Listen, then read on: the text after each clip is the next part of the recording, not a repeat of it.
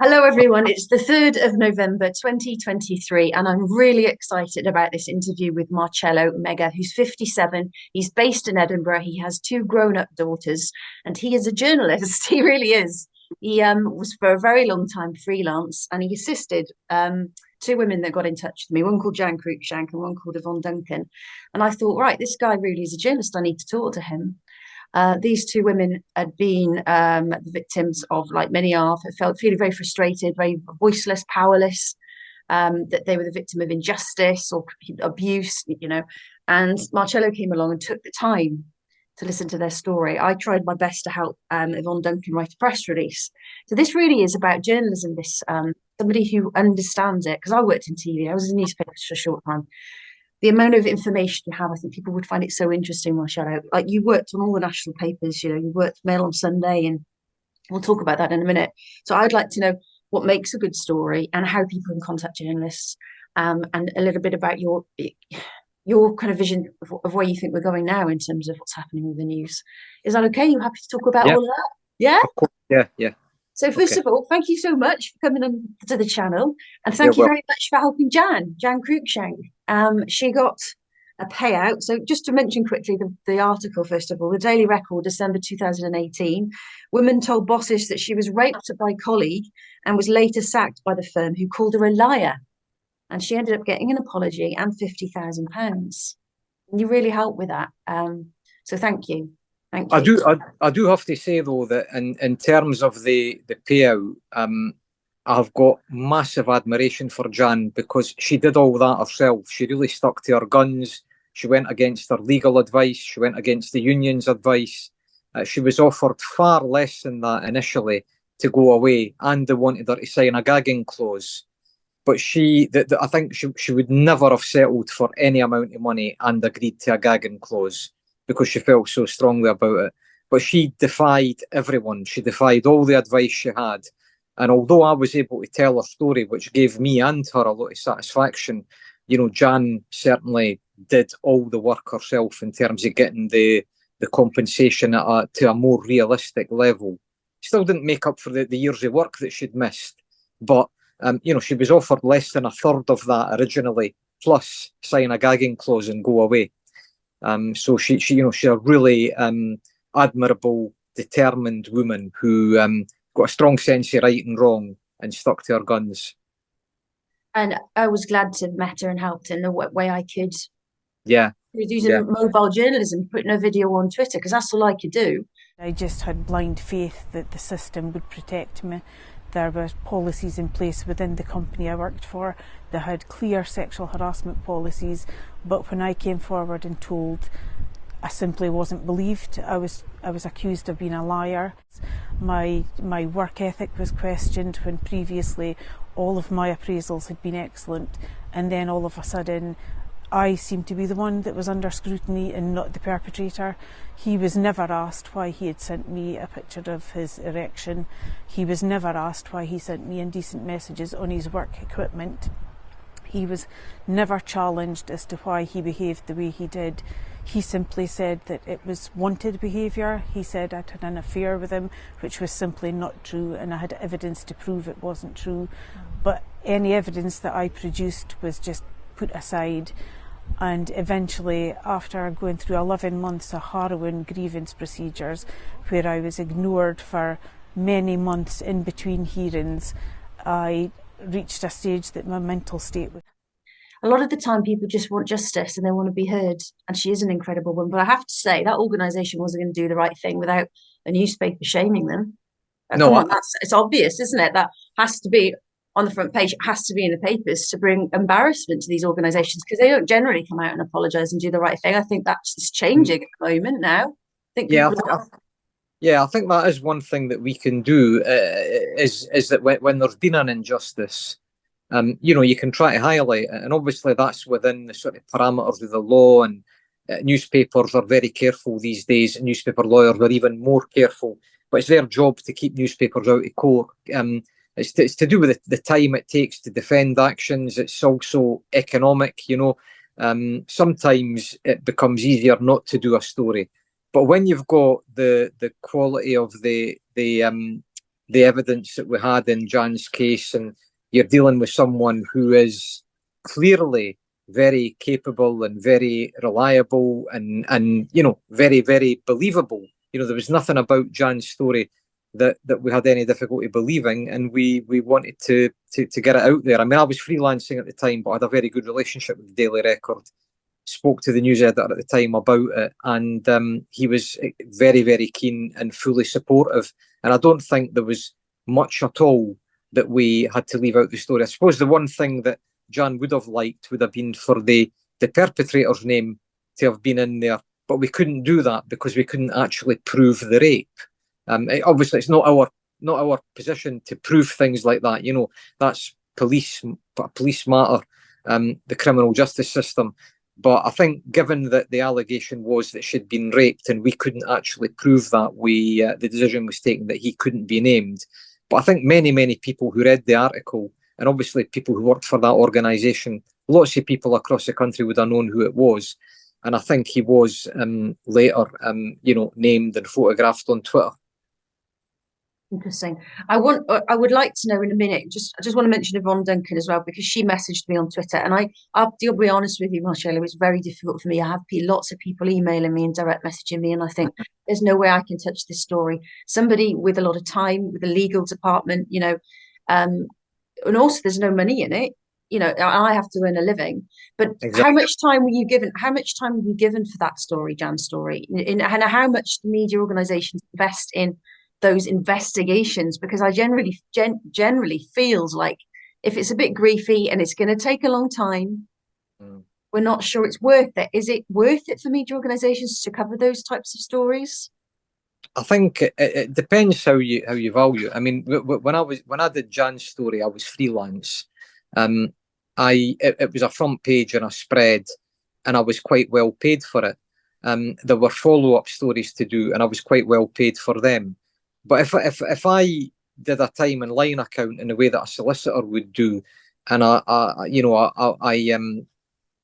tried to work out how much I'd earned an hour at the time spent on it, I'd have probably been better off getting a part-time job as a checkout operator in a supermarket. So, you know, the world has changed. I mean, I have in the past, as a freelance, been paid, you know, some really quite staggering sums of money for massive stories.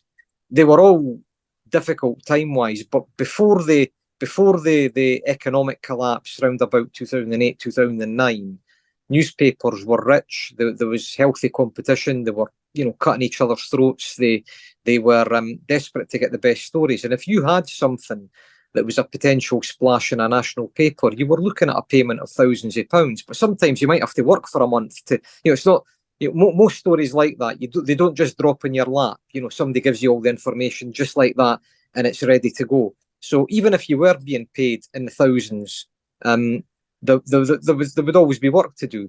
These days, I mean, the sort of stories that were maybe worth £3,000 in 2008, they're probably worth about £600 now. So in real terms, I mean, it's a fraction.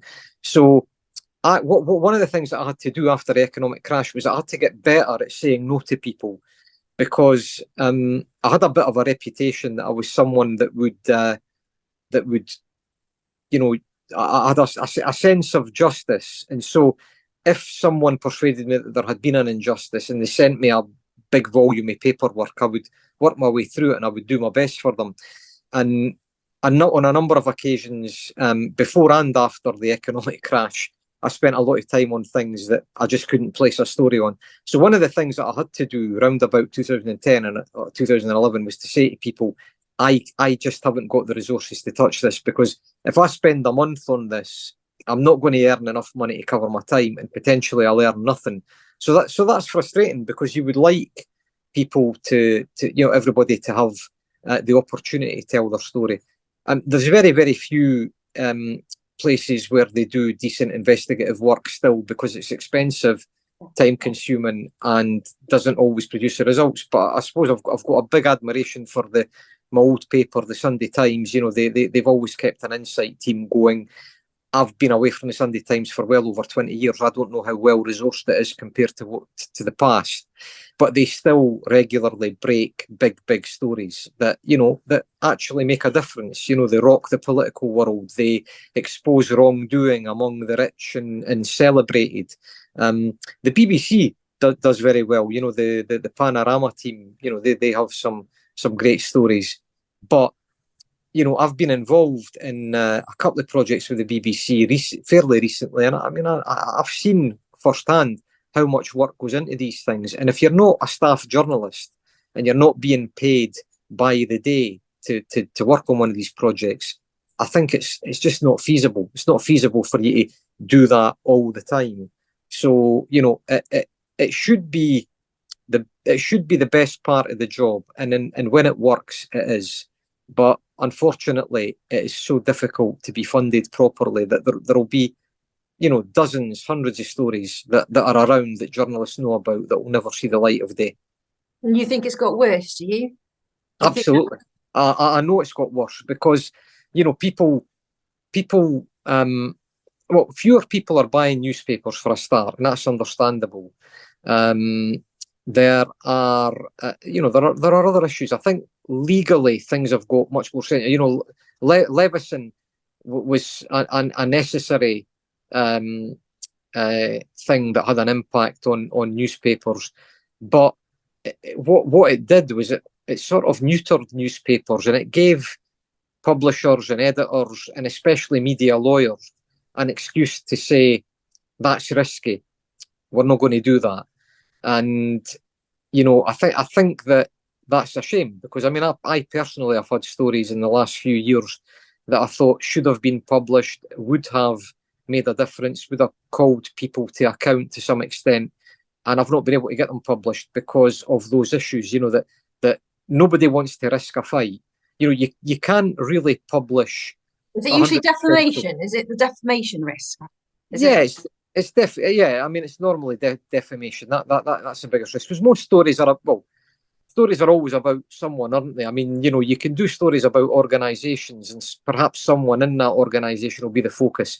But normally the story is about individuals, and if individuals could have grounds to sue, it's a lot easier for everyone just to say, right, we're not going to do that, rather than spend days or weeks working out what you can do, what you can get away with, what you can't get away with.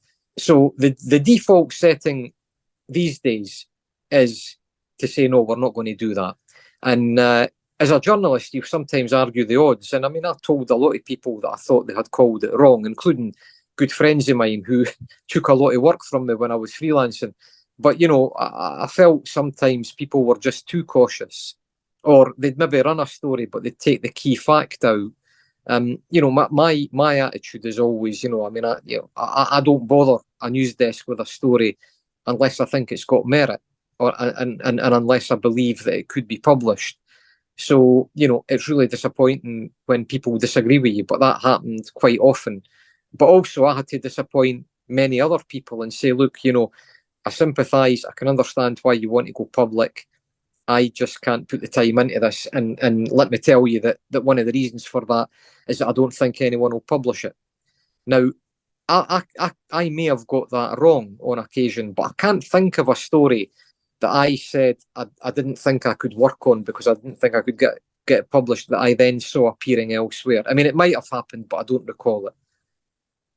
You were freelance for 22 years, is that right? Name some of the newspapers and media organisations you worked for in that time, and why did you choose to be freelance as well?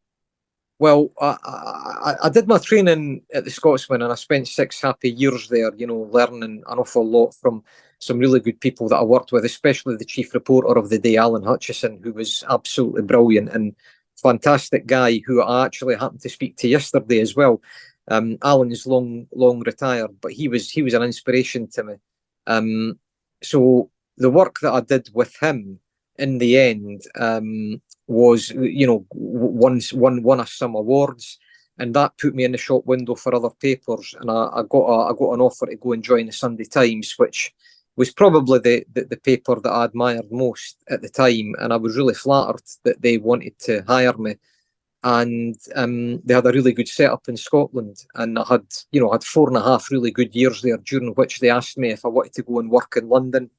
I said no for family reasons, and also because really I wouldn't mind working in London, but I wouldn't want to be living an hour and a half away from where I worked, because that probably would have been all I could have afforded. So I left the Sunday Times, though after some changes there, I didn't get on as well with the new bosses that came in. And I spoke to people in the industry that I knew well, like Alan Crowe, who at the time was at the Mail on Sunday, and asked them whether they would be interested in taking stories from me if I was freelancing. And I was reassured by Alan and others that I would have no problem. And so I decided just to take the leap. I thought a Sunday paper is really good grounding for freelancing, because it's all about exclusive stories. It's not really about doing the stories of record that everyone knows about. It's all about exclusives. So having spent 6 years doing that, I had quite a good grounding in bringing in my own stories. I had a good bank of contacts, and I was quite confident that I could make a go of it. And but I was prepared to give it a few months, and then if I was struggling, to go around asking for a job. And I was quite confident at the time that I would have been marketable enough to employ. But it just started off really well, and it got better and better and better until the economic crash. I mean, I enjoyed it. I enjoyed not having a boss. I enjoyed making my own decisions, and I made far more money than I would have made if I'd stayed in employment. But that changed to quite a substantial extent after the crash. Although I decided, I had a couple of wobbles where I thought, I wonder whether I need to try and get a job, but I was older and less desirable for employers. I thought I dabbled in PR a little bit. I actually had some quite good PR jobs, but I hated it. I absolutely hated it. It wasn't what I set out to do, and I don't think it's journalism at all. I mean, I know that there's crossover, and a lot of journalists go into PR, and they've probably made far more money than I have over the last 10 or 15 years. But I just got no satisfaction at all out of it. And, not like what you did for Jan, is it? It's not. PR says I spoke to someone who went from journalism to PR. They said it's reputation insurance, but isn't it kind of just trying to sell a company? It's the opposite of what I want to do. Yeah. I mean, the thought of being employed by a company who has done something wrong, and then it's my job to be part of the cover up. I mean, I just thought I was absolutely certain that I could never do that. So I thought, well, we'll stop there. And we'd actually we'd spent about 600 quid on our website, actually, having had a couple of quite good PR jobs that had brought in quite good money. And we thought, well, maybe this is the direction we need to go. And this was my wife and I, because my wife worked in the company with me. She did mainly magazine features and stuff for like the Daily Mail. But we spent a bit of time updating the website, and then on the day that it was going to go live, I got the wobbles, and I said to my wife, I'm not sure that I want to do this. And she said, well, that's okay. If that's how you feel, let's not bother. So we'd spent the money, and we never actually put anything into. Your heart wasn't in it. No, I completely understand. Yeah. It's like, you're like, you're an investigative journalist. You're a true journalist. Do you mind me asking, in your career, what your big stories are that you can remember, and really what makes splash? What makes a front page? I've always wondered that. What makes a really good story, and what are some of the big exclusives you brought in? Well, I mean, I think anything that's a new line on a massive running story. So when I was at the Sunday Times, I had a splashes in Scotland many times, but I only had the national splash on one occasion, and that was a week when Dunblane happened. Thomas Hamilton, having murdered all these primary one kids and teacher, and killed himself. They sent quite a lot of heavyweights up from London to work with us, and there was quite a bit of competition between us, although we were supposedly cooperating with one another. But I got the line through my contacts that they splashed on. And I think that was about just having the right contacts. It wasn't a contact in Scotland that provided it. It was a contact that I had down south, who was an expert on working with offenders. And the police had been in touch with him to get some advice on, you know, what sort of profile they could expect, or to analyse quickly some of the material they'd found in Thomas Hamilton's home. So that's one example. You know, that's something that makes a splash. A good in-depth investigation. Again, if it helps, if it's something or about people that everyone knows about. I think probably the biggest story that I've ever had on my own as an individual, because the stuff that I did on Robert Black with my colleague Alan Hutchison at the Scotsman was absolutely huge, and it was sort of groundbreaking stuff. But Alan was the senior partner in that, and I was just very grateful to be part of the team. You know, he did, I think, most of the really extraordinary stuff. I played my part, but I was his number two. So, you know, that was huge. But the story that I always think about, that's probably the biggest that I've ever done on my own, was that story that I did on Lockerbie. I mean, Lockerbie's been one of the other recurring stories in my career. It's fading now, unfortunately, because, you know, so few news desks are interested. They consider it done and dusted. I absolutely know that Libya did not bring that plane down.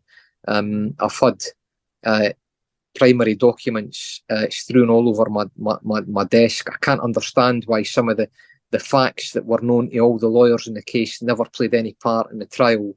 But in 2007, the case was referred back to the appeal court for a second appeal by the Scottish Criminal Cases Review Commission. But ahead of that announcement, I had got a lot of the original paperwork and a lot of the files, and I had stuff that had not been made public at the trial about key evidence, including the timer fragment that was supposed to be the key thing that linked to Libya. And I managed to sell that story to 3 Sunday papers, the News of the World, the Mail on Sunday, and Scotland on Sunday.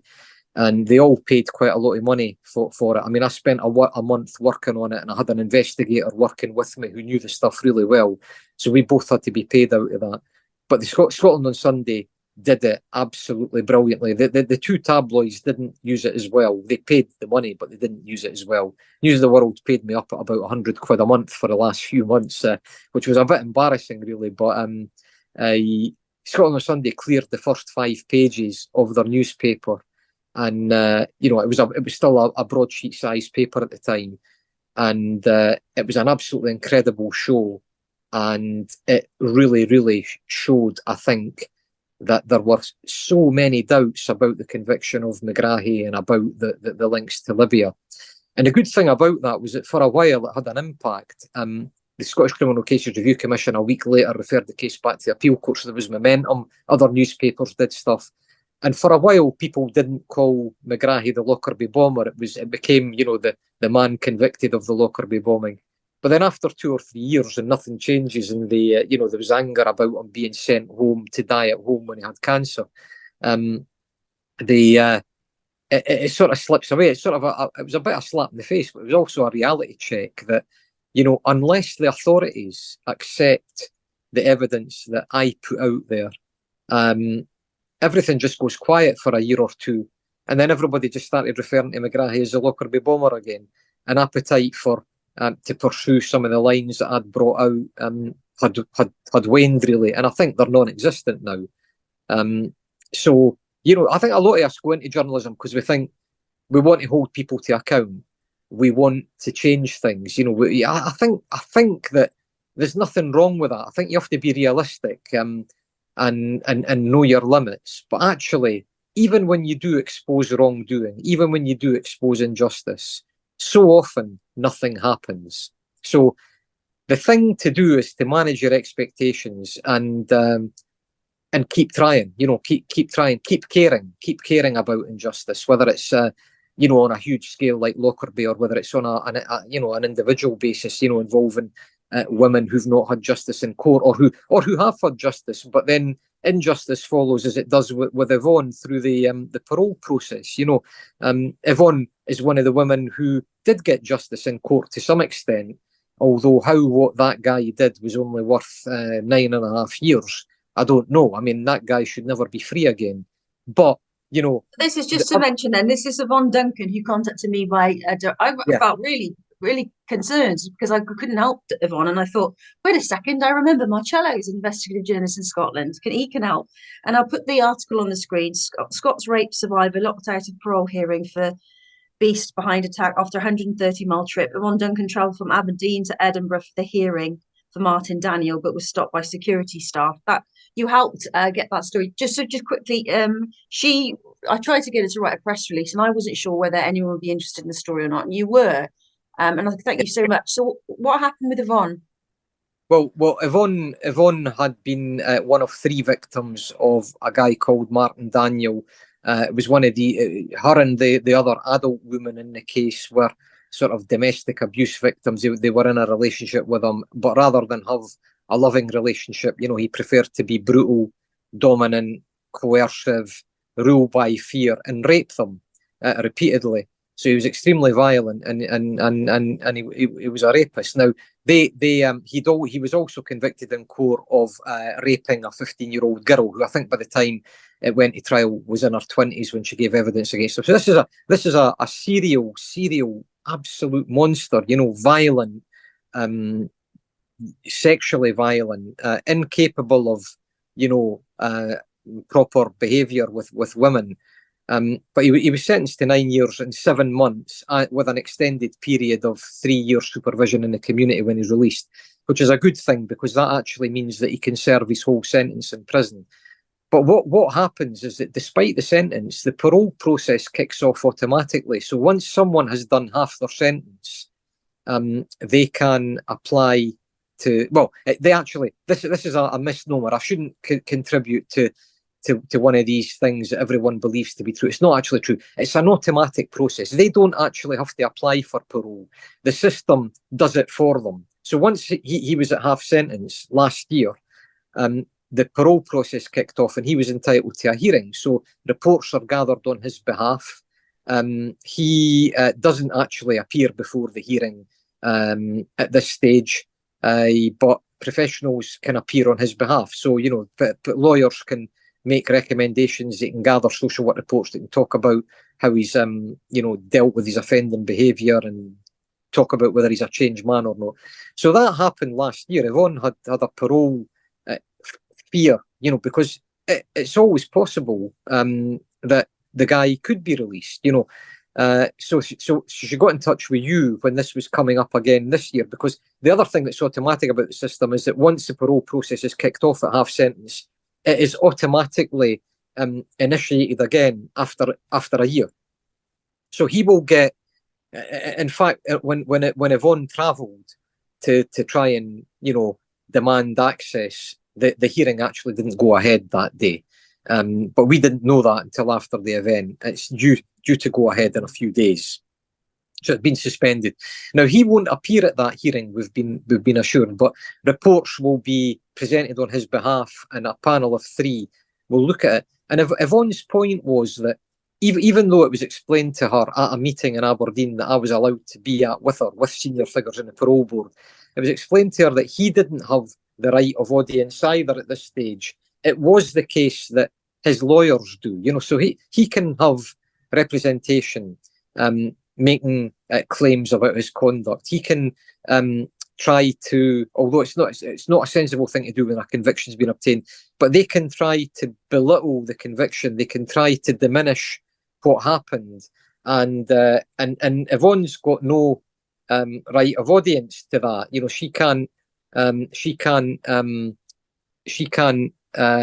She doesn't know what he's saying. She doesn't know what's been said on his behalf. Whereas she has the right to write a letter, and she did that.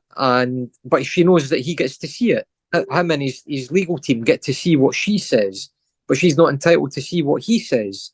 And she just felt that meant that it was an unequal process. She also feels that she expresses herself better orally than she can in writing. So she wanted to be able to address the people who were making the decision directly. But she was told that there was nothing in the system that could enable that to happen. So what we've done is we've covered the story, we've made the point, we've pointed out that women like Yvonne go through the justice system. They have all the trials and tribulations that first of all, they're in an abusive relationship. They have all the difficulties that brings, the fear. When the guy is arrested and charged, I mean, in this case, he was bailed to an address round the corner from her. And when she brought that to their attention, they said, well, maybe you can move, which is just so stupid. I mean, she's got a mortgage and she's got 3 kids. Maybe you can move. And this is quite typically the way that the justice system operates. It operates for the offender or the accused has all the rights. And the people who have been offended against tend to have to fit in and accept a lot of things that are clearly unfair. So she had that anxiety while waiting for a trial. She then has to give evidence against them and be called a liar, because apparently if somebody's just broken your nose, and you go to bed and they have sex with you, you're consenting if you don't fight back. It's just such nonsense that you got all that. Then, some women who have children with their attacker, they then, once he's convicted, if he is convicted, they normally have to deal with him being a complete, I can't think of a better way to put a complete asshole about having access to the children. And they can end up in another legal fight. Quite often their mothers want to have access to the children. And sometimes it takes 2 or 3 years to sort that out. They might then breathe a sigh of relief, and then they get a letter from to notify them that the parole process is kicking in, and he's got a parole hearing in 6 months' time. And they're, so it's like you deal with the guy, you get him put away, but the hassle that he continues to cause you is never ending. And then, as Yvonne found through the parole process, is not a fair and equal process. He has more rights than she has, and that's something that we both felt needed to be addressed. So we've been in touch with an MSP. He's going to try and get someone from another party involved as well. And we're going to, there's a new victim and witnesses bill going through, biggest criminal justice bill for decades, possibly ever. No mention of the parole process, no mention of minimum sentences for these sorts of offenders who cause so much misery that actually they should be jailed for life. I've got absolutely no doubt about that. Men who do that should never be free again, because they're not going to cause anything but misery. I actually think they're worse than murderers, because most murders are committed in an instant. Quite a lot of people instantly regret what they've done. But a rape is carried out over a period of time, and when it's a repeat offence, you've got so much time to see the effect of what you're doing. You've got so much time to change your mind. You've got so much time to stop. But they don't. They carry on. And I actually think there's something about that is more evil than killing someone. I mean, for some women, it is actually a small death, because a lot of them are never the same again. In fact, I don't think any of them, any of the women that I've interviewed who've been raped have ever really recovered from it. And they manage in different ways. But the lifelong effects of that should be reflected by the sentences, and they're not. Very interesting. I mean, I want to just ask you if there is someone else out there like Yvonne Duncan, or someone who feels they have got a story. What's the best thing for them to do to approach an investigative freelance journalist, and how would they find one? I think the first thing that you should probably do is Google similar stories. Look for who has done similar stories. And I mean, it doesn't always have to be a freelance. I mean, I now work for a Daily Record, but if people Google something like rape Scotland, that's a really good tip. Yeah. So if it's a journalist and you find their name, and then they've often got their email address on Twitter, haven't they? I've done that a lot. I've found right. them. Yeah. I would say that those of us who maybe specialise in this sort of story, there's not that many of us. I mean, but a former colleague at the Daily Record, Annie Brown, was very good. Marion Scott's very good. People who are very victim focused. I guess most of them are women journalists. I mean, I'm quite proud of the fact that I think I'm pretty well accepted by organisations and others, that I do this sort of thing well, and that I care very much about it. But yeah, you need to get get the names, see who they are, and you'll find most of them on Twitter. You'll find, I mean, it's really easy to find me because my name's Marcello Mega, and there's not many of me in the world. Never mind in Scotland. I'm the only Marcello Mega in Scotland, so dead easy to find on Facebook. I've got a Daily Record email address. I've got a private email address, and my private email addresses are on my Twitter and Facebook pages. So, and it's just a matter of getting in touch and saying, this is what happened to me. Are you interested? Have you got time to look at it? If not, it's always worth asking, who would we recommend? If it's something that the first person you approach can't help with, it's worth asking them, is there someone else that you can recommend to me? I think for me as well, I have had people, and I would ask you this very quickly because we're going to finish the interview, where they say there's been corruption at a very high level and there's been a cover-up by the police. I can't touch that in a million years. Is it something that you've ever come across before, where you feel that people feel that they really genuinely have been a victim of injustice and there's been a cover-up within the police? Is that a story you've ever?